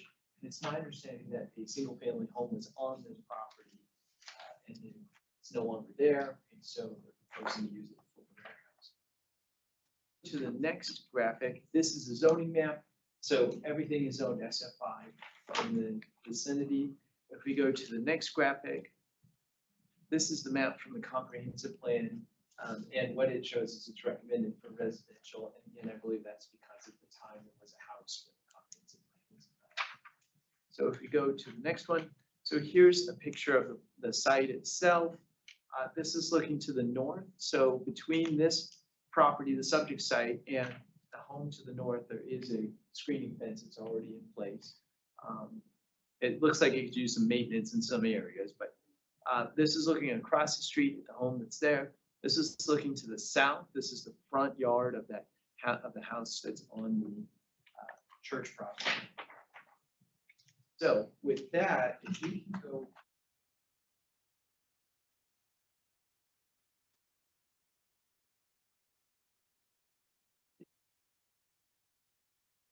It's the one with the black and red text. Yes, this is it. Okay. So I think this is where there's a lot of important discussion because this is what's actually the requirements and regulations would be. So it would permit the same uses as what's allowed in SF5, so single family zoning, plus warehousing, so just the additional use of warehousing. So, and planning staff are recommending that it would be language to make it that it would have to be, warehousing would have to be ancillary to a church, to an abutting church or school use. And the reason why is because in the future, if this property, for whatever reason, was ever separated or sold off to a different owner, you wouldn't be able to just open up a warehouse there. That's it. Okay. Good job. That's good. Well, we'll see.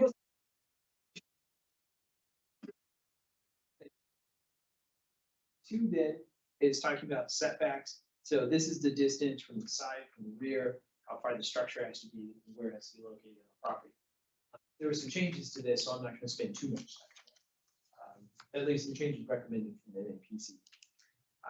Then we've got the maximum height recommended to be 21 feet. There were some changes that came out of the MAPC on that as well. So we'll revisit this one. Number 3, it says screening shall be, in the recommended languages, shall be required on the east and north sides. Just making sure that this is matching up. Yep. And that the use of metal as an exterior building material shall not exceed 25% of, and it's supposed to be of any building elevation. It says or any building elevation. And the structure shall have a hipped or gabled roof. So, you know, we're well informed and well acquainted with District 6. So we want to make sure we got that in there. But I'm impressed. But the part about the metal material, there was more conversation about MAPC. So we've hit on like 3 things. We'll go through those more in depth. 4 shall be according to zoning code unless the applicant provides parking agreement for review and approval. Because we are acknowledging that they own the property to the south and there's a big parking lot there. So there is a possibility in the future that we'll do an agreement. Lighting is per the zoning code, and that would again require also downcast lights. You can't just have it blaring all over. 6 would be landscaping per the landscape code on the west side of the property, so on the street facing side. Signage is per the office warehouse district, so there would be allowed signage, but, and there's a discussion in the staff report in a different section about that, but it's not a lot. It's not like commercial zoning. Rooftop mechanical and trash receptacles would have to be screened. And then there's a discussion about transfer of title. We'll go into that. Number 10 is that there has to be the development plan's got to be developed per the PUD. Number 11 is that any major changes, what that process looks like. And then a certificate needs to be submitted to the agent. So that's the text that's in there. Let's go back and go through the staff report real quick. I'm sorry I'm so thorough, but with these custom ones, I want to make sure you know the details. So if we can go to page 2 in the. So this is where we start out with background. It talks about what I've covered and that, you know, why the zoning is happening, what they're hoping to do. We've covered that. Under general provisions, it describes that it would be for a food bank and that warehousing is the thing that the land use that most accurately represents that according to the zoning code. Parking, we've talked about parking.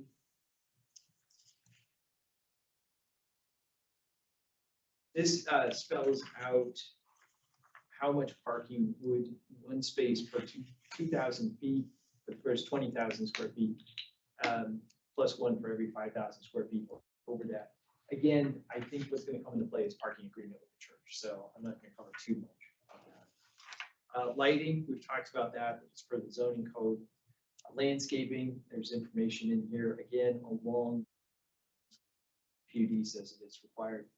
Screening, we talked about the screening, that it's required wherever residential.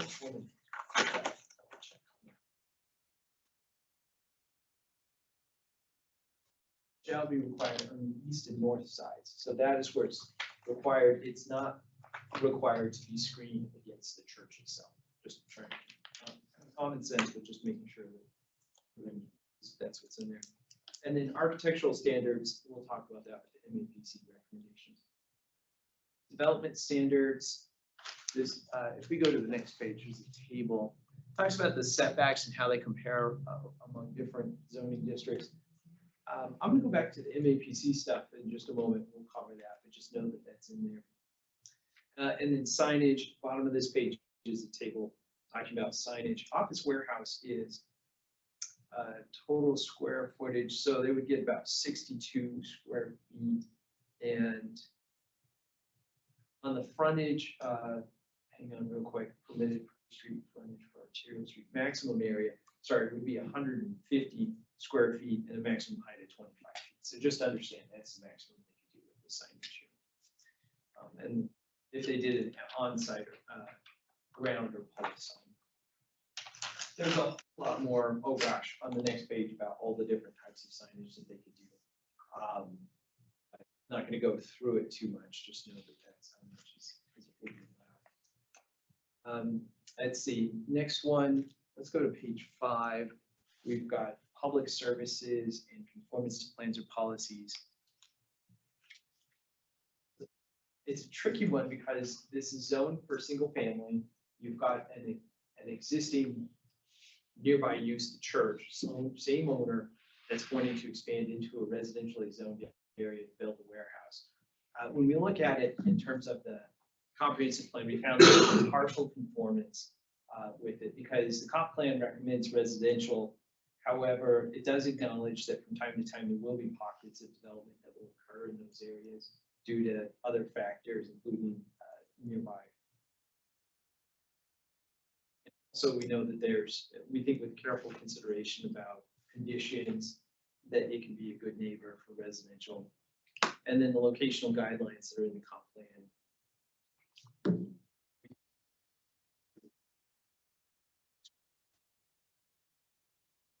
So our recommendation is for approval. We've got conditions, standard conditions, most of them on page 5 of the staff report. One condition though that's not standard is that they have to submit a parking agreement to ensure that parking spaces. That's number 1. Number 2 is that it's got to be ancillary, a warehouse or food bank has to be ancillary to a place of worship or school. And then the other 3 are standard language. There's golden factors that are listed in the back of the staff report. I'm not going to go through those, just know that they're there.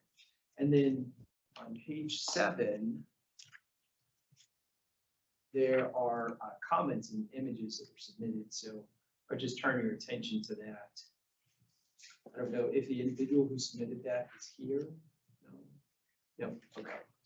But what it does is it appears that it points out the queuing on the church property in terms of parking and queuing, as well as some concerns that they had. Sometimes.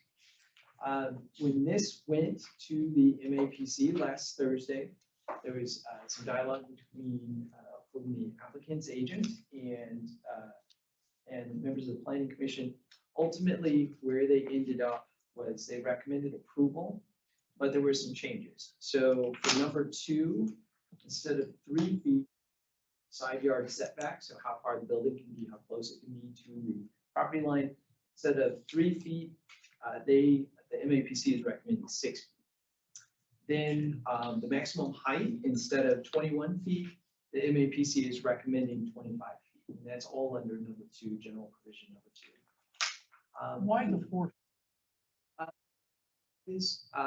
So the 21 feet was arrived at, it was a recommendation from staff based on how tall an accessory structure can be on a property. The additional 4 feet, the applicant felt like that was enough to meet their needs, but they were comfortable capping it at that. They didn't, but at the same time, they thought that 4 feet wouldn't make a difference.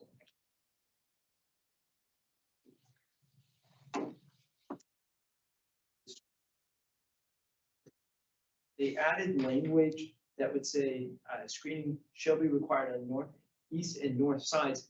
And the new language was where screening is insufficient. So to acknowledge that there's already fences in those locations, and if they're dilapidated or whatever, that the church would be responsible, the property owner would be responsible for it. Say that again, Scott. So it's to acknowledge, I don't know that it's necessarily needed, but sometimes it's better to just kind of spell things out. But so it's number 3, they changed it to say screening shall be required on the east and north sides where screening is insufficient. And so what they're trying to do is, I think, get language to acknowledge that where there's already a privacy fence, they wouldn't be responsible for putting another one in. They could use that one. But if it was to fall down or if it's dilapidated, this property owner would be responsible for it, not the homeowner. Does that make sense? So the onus is on the person who's got the more intensive land use. So, and then that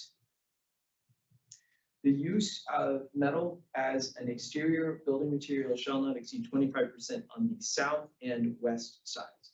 So those are the sides that face the church and face the house.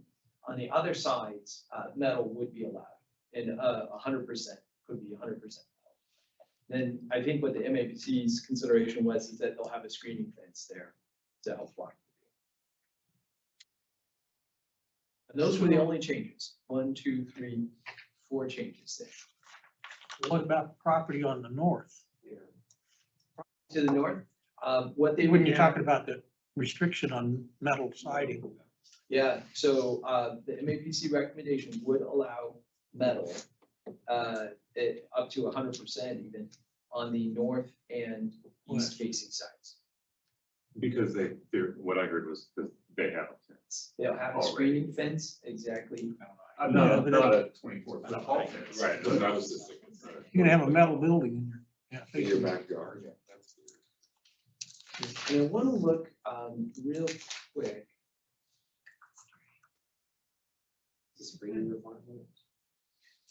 The screening requirement would be a 6 to 8 foot high fence. And there's certain provisions about how much, how solid it has to be, like it can't be a chain link fence. Typically what we see a wood fence is just because of the cost involved. You could do a wall if you wanted to, or something like that, like concrete or masonry, but typically we see a wood fence. Is only on the west side of the property, so. Okay. And then I think we'll have an opportunity for public questions. Just in there. Saying I applaud the activity that St. Jude is doing here. That's a tremendous mission. But I do have a couple of questions. Okay, go for it. You've addressed several of them really well. I think one of my concerns has to do with traffic. Yep. It's not clear to me, the property currently has, if I visualized it correctly, on the drove by, it has 2 drive entrances on the west side of the property. Yes, I think that's correct, based on what I heard in the PC. So is the plan to shut that off and only have access to the church parking lot? Or are they gonna have entrance and egress from there? I'm going to defer to the applicant's agent to correct me, but what I recall from the MAPC meeting is that they're going to keep both of those curb cuts to Amity, because apparently there used to be kind of a horseshoe shaped driveway on there. So if we can go to the, we're not going to go. Well, there, that's but, the answer, but I'm gonna express a concern with that. They're saying that it would come in on the south side, so you come through the church parking lot, you come up to this property and you would drive through this property because the warehouse would be located on this property, and you would exit the southernmost curb cut on the subject site. No, so they're not gonna U on the front of the property. No. You come through the parking lot, go through that double wide drive, for lack of a better term, at the southeast corner of the property and come through back to Amity. So Yes, you would incoming come- traffic would not be backed up on Amity. That is correct. They would Okay. go through the church property. It's my understanding. I'll stand for correction when the Is that correct? agent gets a chance. And I can scroll in, Well, but yeah, okay. yes. What I described is accurate on how you're gonna do the traffic flow? Yes, I'm not fully tracking where, it'll be a new drive on the site that we're talking about, not the church parking lot. They'll go through the church parking lot and then exit on this parcel. So you come in through the church, which there's a lot of room there for traffic to back up inside the parking lot. Yep. Go through that southeast corner on the lot Yes, and then exit back on Amity. yes. Okay. And there will be a U drive within this parcel. So you can see both curb cuts there on this parcel. So Yeah. that northern one will still exist, and that'll be mostly for food drop off, box truck drop offs. So that's the only people that will be using that northern curb cut are the food For bank. donations and stuff. Okay. Let me clarify what I think I understood. Conditions that would allow a warehouse and utilization on this property are tied directly to ownership by the diocese or by St. Jude, by the church. If something happened in the future and the property were divested, then this PUD would no longer be valid. It depends. If it was acquired by another church or a place of worship. Yeah. Or a school, then it could continue to operate this for a food bank. But if that should go away, then yes, this would go away. Okay. Thank you. I'm used to working in different places. We've lived around the country and in food banks. It's not usually an individual access. Like single individuals in need of food don't tend to be driving through to fill grocery bags. It tends to be a service and then like large truck drop-offs and then service out to other agencies. We have a lot of drive-through distributions now. I think Right. since COVID.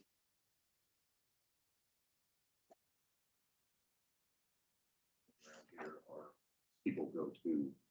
They go Yeah. directly. I mean, personally. if you like Table at Home down south. Within certain hours, is that gonna be in the?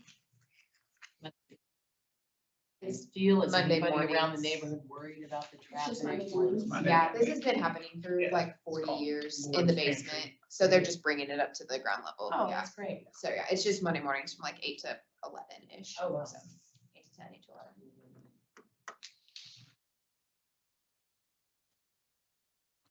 Okay. If everyone's okay, then I guess I'll sit down and let that you can speak. Yep. Great.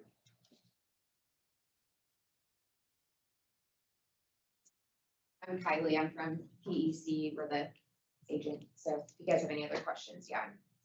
I'm happy to answer questions. That was a very thorough presentation. Do you have any idea what they're gonna construct out of? Is it gonna be a metal building? Yeah, the game plan is a metal building, it won't be gray or bright white, they'll pick a nice color that blends in, and then well, there'll be wainscoting on the west and south facades.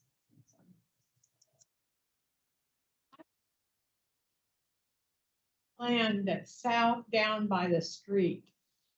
Who owns that? Do you have an idea? Are you thinking where that Maybe a house place used or to be? something, not right in the middle of the school. You're talking further down here? Right on the corner there. Oh, I'm not sure, yeah, They I'm tore not. down the building. 29th and. It was, I think the city condemned that in order to let that turn lane in. The south side has the 25% metal rule. It's not the north side that faces this. There are some really large trees on the property that are going to stay, so that should help. And the goal is maintenance really, just a lot of the volunteers are in their 70s and 80s, so we're just trying to make this, yeah. So you-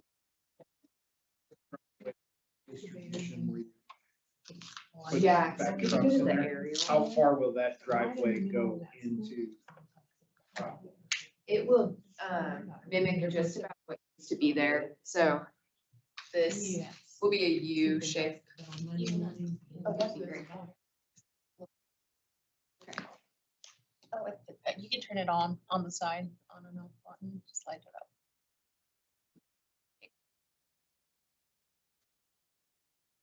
Just a U, so it doesn't actually go back. No, so the traffic will come in here, come this way, and then this will be a drive, and they'll exit this. But they'll have a U.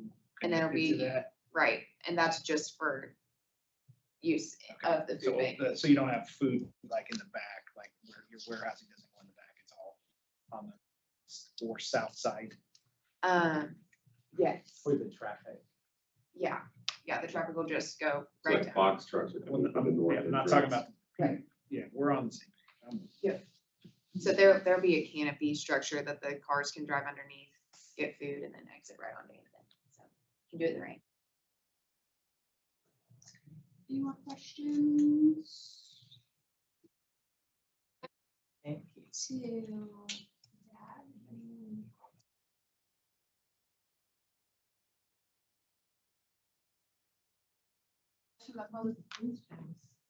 No, I would make a recommendation based off what Scott told us and the planning commission changes to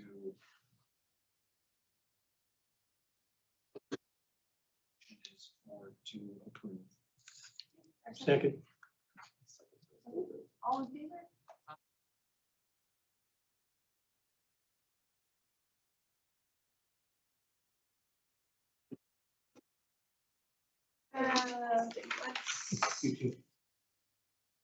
A motion to approve tonight's Tonight's agenda. Skip past it. Are you okay? All in favor? Say something.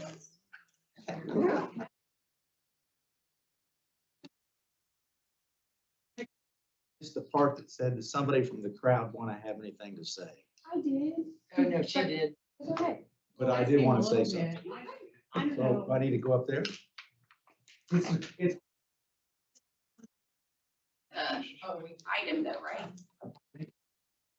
This is me. I know what you're gonna say. Maybe you do.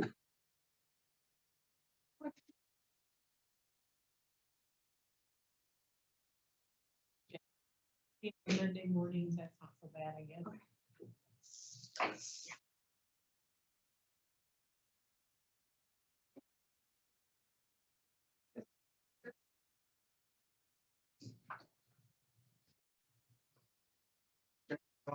Seven twenty-nine North Sullivan. And for those of you who've been around here, you know that the water plant has been a pet project of mine. So if you've listened to the media, you've heard that it's totally shut down now because they've got problems that they don't even know what's causing the plant not to be able to operate appropriately. So I got basically two things to say, Maggie. One is right after the media published that and said that, then the city comes out and says, we're gonna up your water bill 25% over the next 3 years. Now, I appreciate that you have or you're going to lose the Valley Center and I believe it's Valley Center and Derby income because they're going to their own system. So when you lose that, I can understand why you're gonna have to supplement it somehow, which comes from us. 25% seems exorbitant to me, and you'll have a very difficult time convincing me that it isn't because of this plan. So from the taxpayer's point of view, not my fault. And that is, so that's one issue. So whatever can be done to reduce it from 25% to something more reasonable, that I would appreciate that. The second thing is I heard during the media report that, and I think even, so let me also say something positive here, because I always come with little negative things. But I, Jansen, numerous times over this time frame, Gary Jansen has been extremely good and very prompt to respond to me and respond with not mamby-pamby answers, but detailed answers. So I appreciate Gary Jansen's responses, and he's in a pickle, quite honestly. He's the guy that's on the hook and gets all the heartache. So, but the second thing is, during that report, I heard them say that they believe that some or all of the tanks coating is leading to or part of the problem with getting it on. So they're going to hire a third party to evaluate the system. That's good, but I want to say the city should make certain that whoever the third party is completely objective and has no ties to the city, they need to find out what's wrong, because I think the city has gotten shafted by whoever built this plant.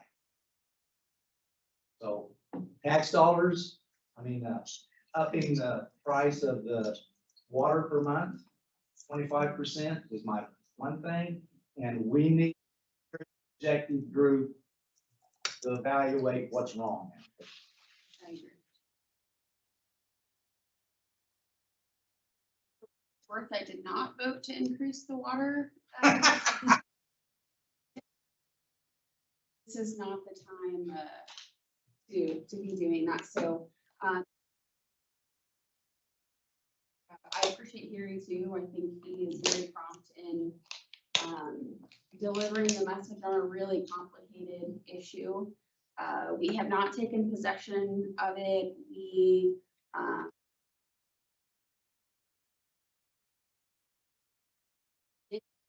first problem, and obviously a lot larger. We are in a big lawsuit with them over this whole design situation. So I'm thankful that we've made some good investments in our current water treatment plant to keep us afloat and on our water source. So not only is it important for us, but it's important for needs our water as well. So if there's no other comments, I have a couple other updates. I do have one more question, Maggie, about who is the group, the Wichita Water? Water Partners. Yeah, who are they? Are they somehow financially making profit from this project, or who are they and what are they doing? It's two different groups that have come together to kind of oversee this whole entire project. So I'm happy to send you the information on who Wichita Water Works is, but they are ultimately responsible for turning us over a treatment I plant looked up to overall. see who was on there, and so it's civil engineers and construction companies and that kind of thing, so. Yeah. I just wondered if they were financial stuff from it. I'll forward you the information.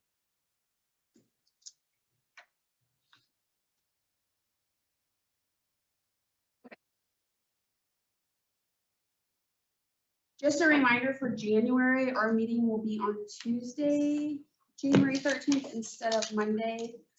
Monday is Robbie sworn back in, so that's why we switched it to Tuesday. And also, January 24th, we'll be having our first District 6 coffee from 9 to 10. So anybody else have any announcements?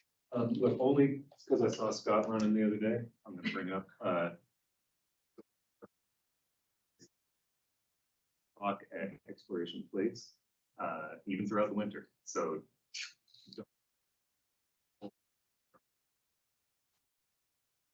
Walk around, bring your family, bring your pets. It's free and open to everybody at whatever pace that you want to be, so. come on down. The relay. Oh, the WPC Relay Marathon? Yeah. They don't do that. Oh. But start Saturdays. one, that's it, yeah. Okay. Yeah. Do you guys have any announcements? Sarah, motion? Second. Thank you.